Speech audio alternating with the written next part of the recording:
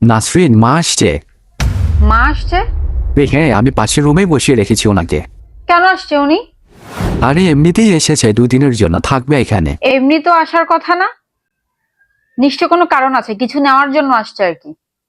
আচ্ছা, আমাদের উচিত এখন আমাদের বাচ্চাদের কথা ভাবা। আর মা যখন তখন এভাবে চলে আসলে হয় নাকি বলো? আরে তিনি একা বসে আছেন, তাড়াতাড়ি যাও, নাস্তা পানি নিয়ে দেখা করে আসো।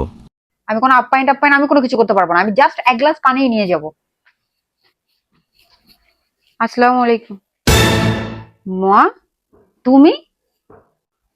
আমি তো ভেবেছি আমার শাশুড়ি আসছে। তুই কি ভেবেছিস তোর শাশুড়ি আসছে? কেন রে, তোর ভিতরে এত ভেদাভেদার হিংসা?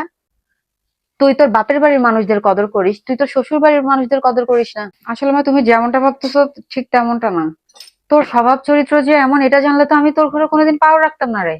এখন বুঝতে পারছি আমি, তুই তোর স্বভাবের কারণে তুই তোর শ্বশুর বাড়িতে থাকতে পারিসনি, তোকে আলাদা সংসার করতে হচ্ছে। আমার তো এটা ভাবতেই ঘৃণা লাগছে যে যে তোর মতো মেয়েকে আমি জন্ম দিয়েছি। আমি গেলাম। না মা, যাইও না, অন্তত খাবারটা খেয়ে যাও মা।